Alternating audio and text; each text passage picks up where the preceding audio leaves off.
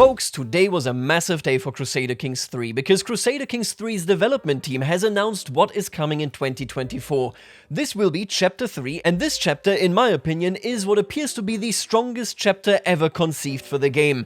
We have had plenty of difficult years with this game, but I gotta tell you, this looks magnificent. In this video, I will tell you what is coming and when it is coming with all the data and all the information that we have so far. I will of course also speculate a little of what I would like to see in these DLCs.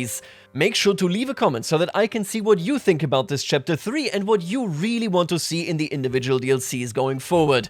Anyway, let's take a look at what Chapter 3 promises as a whole. First of all, if you purchase the Chapter 3 package, you will immediately receive the Couture of the Capet. This is a France-inspired clothing pack that is relatively small and very similar to what has been done previously with the garments of the Holy Roman Empire. This, as mentioned, unlocks today if you purchase Chapter 3. After that, we will be looking at the very first proper content drop for CK3 already on March the 4th. I mean, my god, I'm saying it, but I honestly can't believe it. That is so soon. In under a month, we will be receiving Legends of the Dead. And now this is a DLC that I am happy to see. In the past, the smaller DLC were flavor packs. They are regional in content and of course only offer something if you play in that region and most importantly if you actually enjoy playing there. Legends of the Dead is a core expansion. This means it is slightly bigger than what your flavor packs are, and more importantly it has content for every single part of the map. In this case, what we are getting are indeed legends and diseases. Since this DLC is coming sooner rather than later, we of course also have the most information on this one compared to the other major expansion and the event pack coming later. Let's take a quick look at what is going on in Legends of the Dead. The first element of Legends of the Dead are indeed legends. These legends can be spread, they will give you certain benefits and you can embellish the story of yourself or your ancestors, making it so that you indeed leave a lasting mark on the world of Crusader Kings III. Now, while we don't know everything about how legends work and how they spread and so on, we can see that there is a new court position, and that is the Court Chronicler, a role that is surely related to actually spreading the message of your legend. We can also see a couple of legends right here: Macedonian Descendant, the most pious life of Prabhu Gyelpa, as well as the Custodian of the Holy Site. There appear to be different types of legends, and I am incredibly interested in actually seeing this play out. We already kind of have a reputational system for your dynasty in the Dynasty Legacy tracks. However, that is not really comparable to, for example, Bloodlines in Crusader Kings II.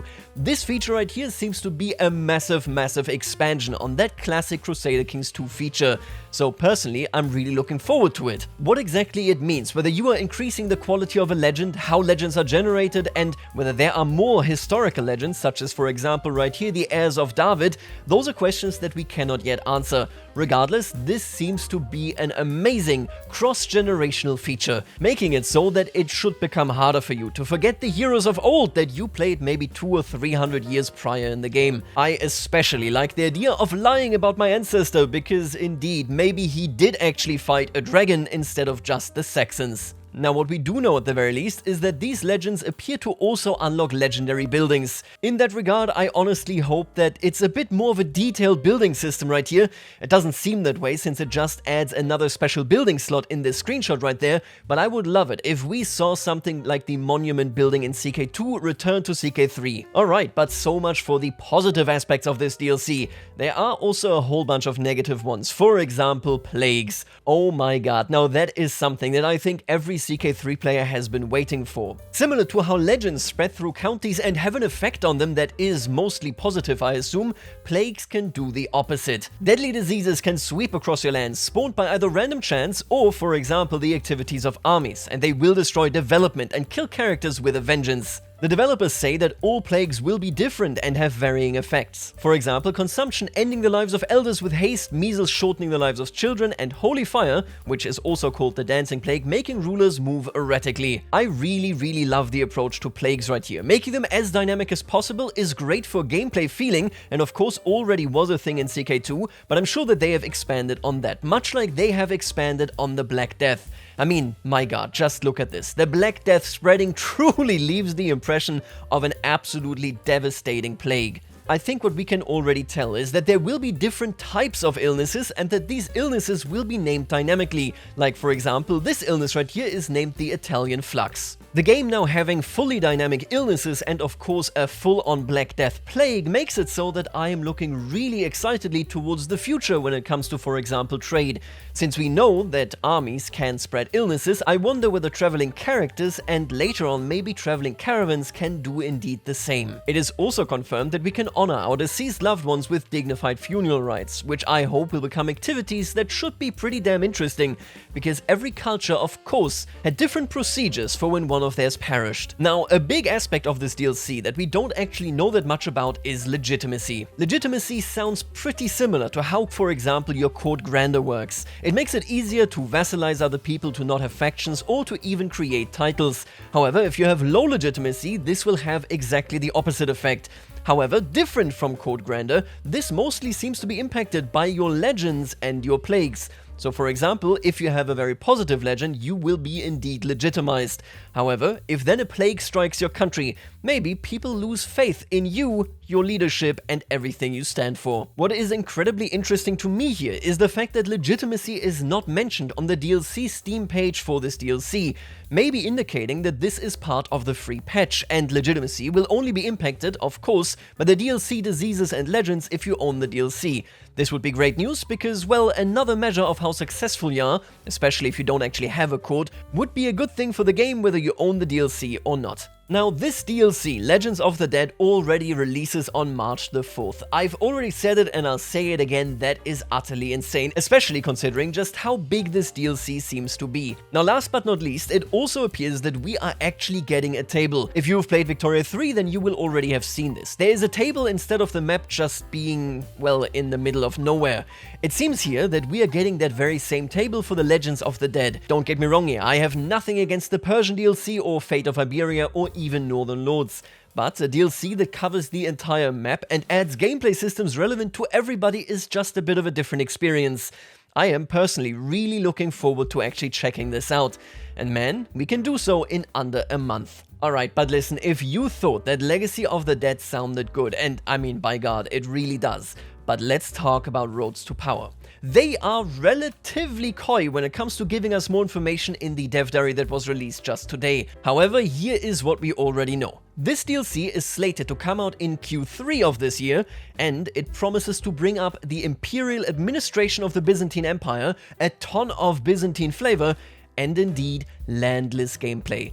Oh my god, it is happening, and I'm incredibly excited to say that. Now, originally I was thinking, hey, there's not that much information in here. We know that we will have governorships, that you will be able to improve your estate, your standing, and so on. And of course, we now have also learned that you can do adventurer contract work, which, man, I really gotta play that in Elder Kings 2, but that's a totally different topic. This sounds really cool. There is some more information on the Steam page of this DLC. The family estate appears to be relatively similar at the very least to what we know from Crusader Kings II's Merchant Republics, but just more expanded. While we don't know too much about the details here, we know that the family estate appears to be a focal point for anybody playing in the Byzantine Empire, as you may be shuffled around between duchies. You will be able to construct buildings and improvements there. Other than that, you can also become an adventurer, freely roam the map and be untied to any realm or holding, going where the winds of fortune blow you. You can fulfill contracts as a landless adventurer even through the generations, building up a reputation of your own, earning gold, prestige and fame, traveling the globe until you decide to settle down and claim a land that you have earned through merit. This description alone really gets me going. What is really interesting to me here is that administrative governments, with its estates that you govern from and live in, is basically doubled up with being a landless adventurer. I hope that we're going to see something like, for example, I don't know, a camp or a gang, that maybe you can found your very own mercenary band. That sort of stuff would be absolutely amazing. Whatever these contracts are, I'm incredibly excited for this content because it really says, hey, if you lose all of your land, don't worry about it, you can become an adventurer. And that is very interesting. Beyond that, we can also see that apparently, although we don't really know what it is, there will be a new influence system, a new imperial management system, and of course indeed the classic Byzantine stuff like choosing your successor or the co-emperor and so on.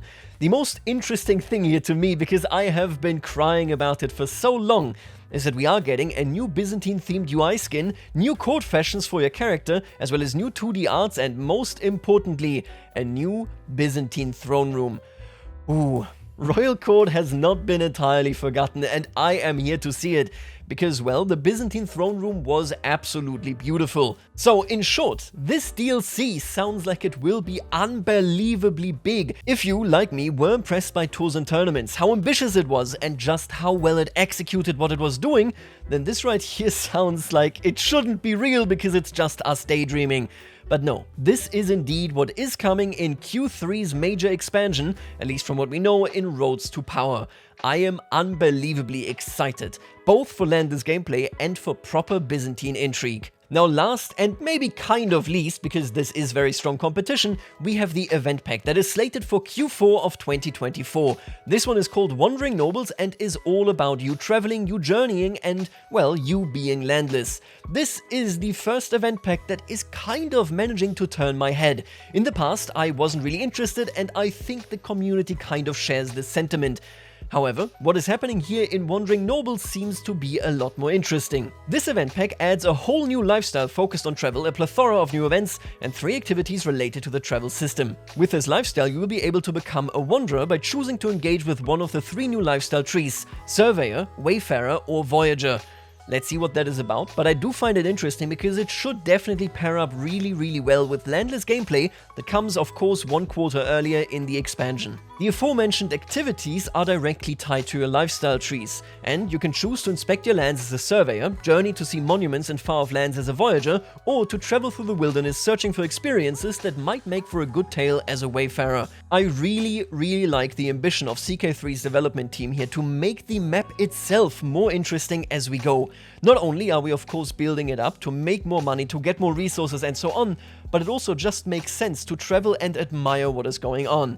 Now I will say that I hope that with this event pack at the latest, the map itself gets a bit more interesting to look at, because for example compared to Victoria 3 there's of course not that much going on. However, I do like the look of this event pack a whole lot more than what we previously had, mostly because the new lifestyle, the new travel events and the new mini activities directly support the rest of the content that is coming this year. So to sum it up, we are looking at a packed year. Next month we will get the core expansion Legends of the Dead that looks absolutely insane, and next week there will already be a dev diary covering what is going on there. Couture of the Capes is already out right now. The major expansion is coming in Q3 and promises what might be the most radical and ambitious project ever in the history of Crusader Kings, and then in Q4 we get an event pack that directly fits the theme that has already been going on here. Now let me give you my candid opinion about all of this. The last few years of being a CK fan, and in particular CK3 fan, have been difficult.